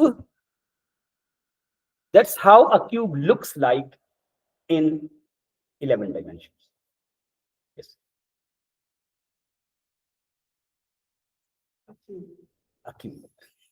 हाँ, तो उसकी इनेट प्रॉपर्टी है इस नजर आना। हाँ हाँ हाँ हाँ हाँ, यस। इसको कोई ऐसा इंसान देखे क्योंकि लेवल डायमेंशन देख सकते, तो उसको ऐसा नजर आएगा। यानी जैसे हम क्यूब में कहते हैं ना कि क्यूब में कितनी होती हैं वर्टिसेस, फेसेस, एजेस, जरा भी बताएं। एक क्यूब लुडो वाला, अब आपको ढेर सारा काम ना इस काबिल होना चाहिए, थॉट एक्सपेरिमेंट। क्यूब के 6 फेसेस होते हैं, और क्यूब में वर्टिसेस चुंड को कहते हैं, जिस तरह ना चुंड परवाना, ठीक है, उसमें इधर ऊपर 4 और नीचे 4, where the 3 faces meet the corners, तो 8 हुए, ठीक है। और एजेस, एजेस जहां 2 फेसेस मिलते हैं वो एजेस होते हैं। तो एजेस कितने हुए? 4 और 4 8 और 4 12 एजेस, 6 फेसेस, 8 वर्टिसेस का एक क्यूब बनता है इन 3 डायमेंशंस। अब देखते हैं कि एक क्यूब को जब 10 डायमेंशन में ले जाएं तो फिर इसके लिए अल्लाह ताला ने बनवाई है, ज़ाहिर है अल्लाह ताला उन्हीं से बनवाएगा। अब गूगल बद्दू से तो नहीं बनवाएगा ना, उनसे कुछ बनवाएगा जड़ सारे कर दे। ओके, हम देखते हैं। A cube in 11 dimension or Decker rect has how many faces, vertices, edges? हम हर 3D शेप को इन 3 चीजों में डिफाइन करते हैं, फेसेस, वर्टिसेस, एजेस। फेसेस कितने हैं?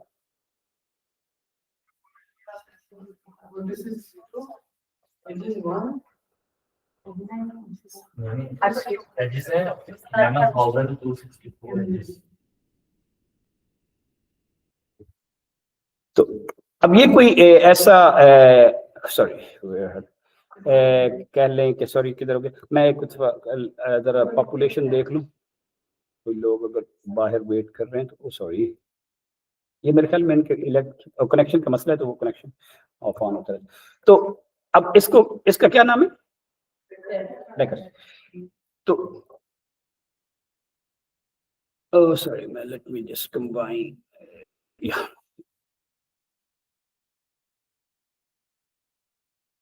ओके। तो ये क्यूब ही है, लेकिन it's in 11 dimension. Less than 11 dimension इस वक्त कायनात की कोई भी चीज हमें समझ नहीं आती। यहां जाके कुछ चीजें start making sense, sense making frameworks हैं, ठीक है ना, कि जैसे कुछ एनालॉजी समझ आ रही है लेकिन कनेक्ट अभी भी नहीं हो। Time itself is also one of the dimension, इसीलिए ये 10 क्यूब है लेकिन 11 डायमेंशनल है। नाम इसका डेकर रेक्ट है, 10 cube 11th is that dimension you are talking about, space time dimension.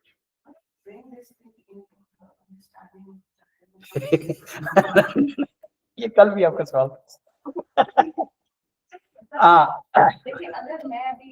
अच्छा, ये भी एक इंटरेस्ट, इस पे ना एक कर लेंगे कि मसलन काफी कॉन्सेप्ट एब्स्ट्रैक्ट है और काफी सारे कॉन्सेप्ट एनालॉजी बेस्ड हैं, कि किसकी एनालॉजी किस एज पे दी जा सकती है। सवाल असल में इसी तरह कर रहे हैं। हाँ वो वैसे जैसे हम कुरान पढ़ने को लोग की कलेक्शन, अब आप उसको जब देख रहे हैं तो बहुत रिकॉन्साइल, कोई बात ऐसा फूड बॉय की कर रहे हैं या मैं ऐसे नील रिग्रेस को सुनती हूं, मैं कहती हूं पता नहीं क्यों एथियस्ट है, बस एवरीथिंग ही सेज क्लब से निकाल देते हैं। सिंपल जी बात है, क्लब से निकाल देते हैं। आज बने ना अगले दिन ओनू वो जेड़े इंस्टीट्यूट की सरदारी दी हुई है ना, वो चूहे के बराबर भी उसकी वैल्यू नहीं रहेगी। आज निकले तो क्लब से निकलना नहीं चाहते। एक ही सारे गुनाहों की वजह इस दुनिया की मोहब्बत। प्लीज तो मतलब ये बात बहुत इंपॉर्टेंट है कि हम बच्चे को इस काबिल बना दें तो दोनों चीजों को कनेक्ट कर सकते। लेकिन मतलब मैं जब इसको देखती हूँ ना, अच्छा मैं तो सोच रही हूँ अच्छा ठीक है वो इलेक्ट्रॉन का भी क्लाउड है, उसके अंदर भी सारी रिकॉर्ड भी मिल रही है और अब मैं उससे बड़े फ्रेमवर्क पर जा रही हूँ, उससे बड़े फ्रेमवर्क पर जा रही हूँ, मिल्की वे से भी बाहर चली गई, मतलब okay everything is you know, और बहुत सारी चीजें नहीं एक्सप्लेन हो रही, अच्छा चलो ठीक है इसमें हो रही होगी, लेकिन how do I make a child think कि बेटे देखो there are so many things that you can't see and there are so many things that you can't really understand but they're there. हाँ जैसे मैंने ये इलेक्ट्रिक स्विच से अपने बच्चों को साइंस की डिफरेंट बताते हैं, देखो फर्स्ट करो मैं हर थोड़ी देर बाद मैं तुम्हें कहूँ यार इसमें करंट आ रहा है, अब कुरान में कुछ समझ लो ऐसे कि वो मुझे कह रहा है कि अच्छा इसमें करंट आ रहा है, लेकिन तुम उसके सामने से गुजरो तुम बोली इसमें कोई करंट नहीं आ रहा है, ऐसे नहीं है, तुम उसके बाहर से गुजर रही हो, अगला बच्चा आए तो उसको हाथ भी फेंक देखे, देखा मैंने नहीं कहा था करंट कोई भी नहीं आ रहा है ऐसे फेंक रहता, लेकिन एक दिन आगे खुद उंगली डालो तो करंट लगेगा तो ओह I missed एग्जैक्टली। इसके अलावा कोई तरीका नहीं है, मतलब इसके अलावा कोई तरीका नहीं। वो उसका आंसर क्या देते हैं? अल्लाह की कुदरत। नहीं वो तो कह रहे बच्चे मजाक उड़ाते हैं, अल्लाह की कुदरत। आपके बच्चे ऐसे सवाल नहीं करते कि ऐसे क्यों है या ये कहा, मतलब करते होंगे कभी कभी? जी बिल्कुल बहुत बच्चे करते हैं सवाल, लेकिन बहुत सारी चीजें इनका जवाब दे सकते हैं, बहुत सारी चीजें इनका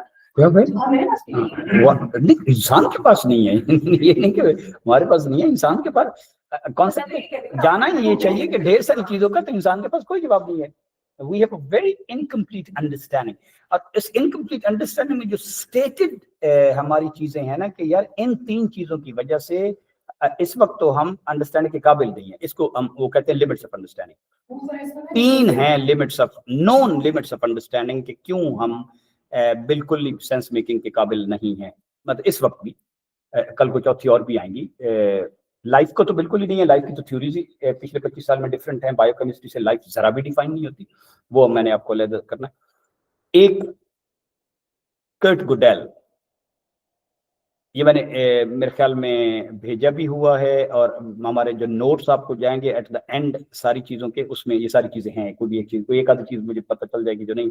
अब कर्ट गुडेल की जो थ्योरी है ना, उसके हिसाब से, और ये 50 साल पहले की बात है, आपके सारे मैथमेटिक्स का लॉजिक से नीचे उसने कारपेट खींच दी है कि आपके प्रूफ करने के तरीके ही इलॉजिकल है। तो इंटायर मैथमेटिक्स का बेड़ा गर्क हुआ है, लेकिन अभी कोई इतना बड़ा बंदा पैदा नहीं हो रहा या समझ नहीं आ रही कि उसको रिकंसाइल कैसे करें। नंबर 2 थ्योरी ऑफ हेजनबर्ग जो आप कहते हैं कि एक चीज मेजर करते हैं तो दूसरी चीज तो मेजर ही नहीं कर सकते, ठीक है। तीसरा एलन ट्यूरिंग की थ्योरी ऑफ कंप्यूटेबिलिटी, एलन ट्यूरिंग की। अब इनके अंदर हमें जाने की जरूरत नहीं है, लेकिन ये इस पे एक एक पैराग्राफ के व्हाट डज इट से, और इसकी वजह से हम सिर्फ पार्ट रियलिटी को ही डिस्क्राइब करने की कोशिश कर सकते हैं। वो उधर उसकी मैथ्स देखते हैं तो हमें स्पीड नहीं पता चलती, और उसका मोमेंटम देखते हैं, इनकम्प्लीटनेस।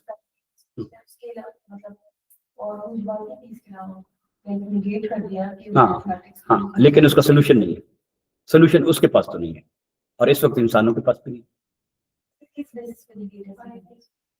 हाँ, निगेट उसी लॉजिक से ही किया है कि आप देखें ना, एक्सियम्स होते हैं ना कि मतलब जिसको क्या कहते हैं, जहाँ पे एक्सियम ब्रेक होते हैं, फैलेसीज, कि उसके अंदर लॉजिकल फैलेसीज हैं कि जिस वजह से जो आपने प्रूव करने का प्रिंसिपल बनाया था ना, वो खुद इलॉजिकल है। मैथ सारा लॉजिक पे खड़ा हुआ है ना, तो वो लॉजिक ही सेल्फ डिफीटिंग है। तो it good have proved it कि लॉजिक भाई हो। Thinking fast slow is a different thing. वो हमारे थिंकिंग के प्रोसेसेस में सिस्टम 1 सिस्टम 2 फलाना वो डिफरेंट है। ये हम अदरवाइज कायनात के फिनोमिनास को डिस्क्राइब करने में इस वक्त ये 3 बिगर चैलेंजेस हैं जो हमें अदरवाइज भी डिस्क्राइब नहीं करने दे रहे। यानी हेजनबर्ग की थ्योरी ऑफ अनसर्टेनिटी कि चीज का या तो एक पैरामीटर पता चलता है तो दूसरा गायब हो जाता है, या उसको देखते हैं तो होता है, नहीं देखते तो नहीं होता सॉर्ट ऑफ स्टफ। तो थ्योरी ऑफ अनसर्टेनिटी यही है ना, the theory of uncertainty, the theory of computability and theory of incompleteness, ये हमारी नोन साइंस में लिखी हुई लिमिट्स ऑफ अंडरस्टैंडिंग है कि इस वक्त तक तो हम इससे आगे जा नहीं रहे, समझ नहीं आ रही। या मिसाल पर बात चीज, अक्सर चीजें ऐसी है ना, मसलन सारी अब केमिस्ट्री किस पे खड़ी हुई है, अगर मैं पूछूं तो केमिस्ट्री के पीछे कौन सा फ्रेमवर्क है जो which is actually holding the chemistry? Tiny चीजों पे कौन सा काम करता है? Quantum mechanics. Entire chemistry is built on quantum mechanics. तो छोटे लेवल पे तो सारी बात समझ आ जाती है, बॉन्ड है, ये कोवेलेंट है, फलाने हैं, ठीक। लेकिन इस बड़े लेवल पे, डीपर लेवल पे, अगर जिसको क्वांटम मैकेनिक्स नहीं आती उसका कोई ताल्लुक नहीं है केमिस्ट्री से, क्योंकि इन बॉन्ड्स के अंदर जाके उनकी रेजोनेंस, उनके अंदर कैपेसिटी क्या है टू होल्ड और क्या है ब्रेक करने की, और एनर्जी स्टोर कैसे करते हैं, वो क्यों एक्सोथर्मिक होते हैं, क्यों एंडोथर्मिक होते हैं, ये सारी चीजें। तो क्योंकि बॉन्ड में 2 ही रिएक्शन होते हैं,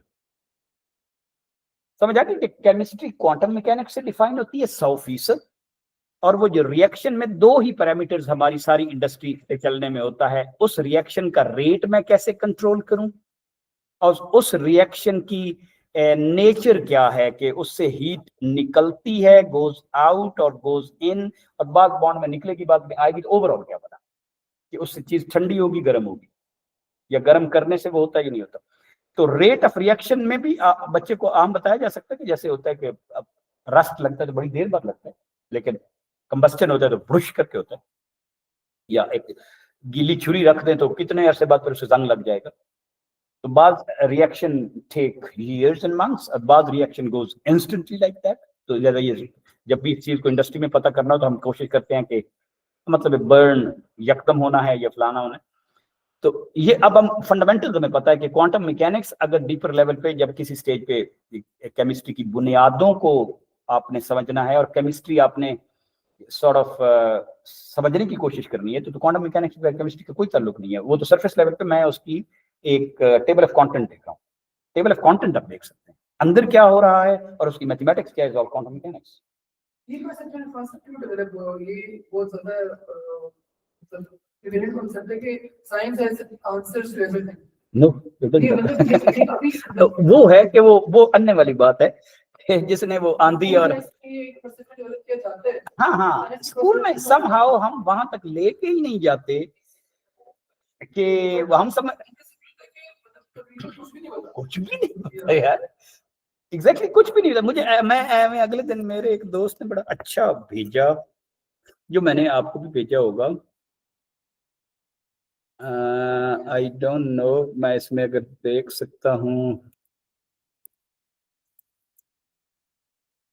आइंस्टाइन के स्पेलिंग भी मुझे नहीं आते।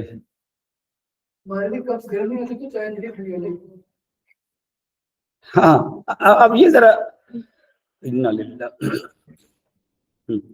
ये जरा आइंस्टाइन का कोट पढ़े आप। सॉरी यार, बल्कि नो सॉरी,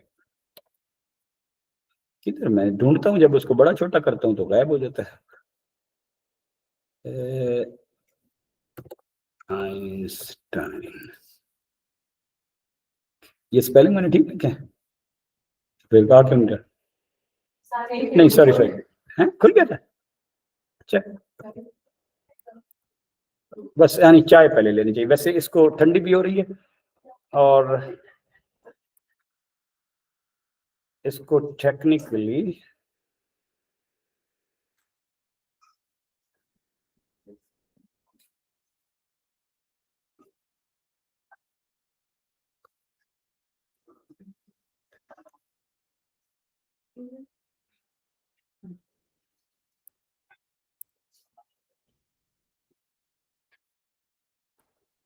इस किस्म की कई हाइपर बुक्स अवेलेबल हैं, यूनिवर्सिटियों ने बना के रखी हुई हैं फ्री, और आपको समझ आती है कि नहीं असल किताबें हैं। मैं आपको लिंक्स भी भेज दूंगा फॉर ओ लेवल पे, मैंने जो बच्चों के लिए इकट्ठे किए थे इसी तरह hypertext books. The most incomprehensible thing about the universe is that it is comprehensible.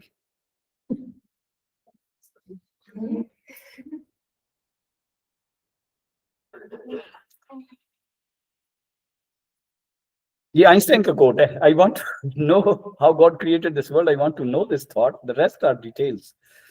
तो असल बात तो I am not an atheist, I don't think I can call myself a pantheist और फैन। तो ये है बड़ा औखा काम है। हाँ, ये थॉट असल में गलत है, हमें गलत कह लें कि इंडोक्ट्रिनेट किया गया है उस तरह से कि एक तो चीजें खुद ब खुद हो जाती हैं, और ये है कि कुछ हमें समझ भी आ गई हैं, ना तो आपको समझ आई है और ना ही और उस सिस्टम थिंकिंग से आप जुड़ जाते हैं। कोई एक दो वेरिएबल से चीजें कहाँ समझ आती हैं आपको तो वेरिएबल्स भी नहीं पता। जो हमें कल बात की थी कि जितनी ज्यादा समझ आती जा रही है उतना ज्यादा अंदाजा हो रहा है कितनी समझ नहीं है। एग्जैक्टली। तो मैं यहाँ पे इसको क्लोज कर रहा हूँ क्योंकि हम एक ब्रेक कर रहे हैं, तो आप लोग भी अपनी एक वर्चुअल टी ब्रेक करें और we will come back in 5 minutes।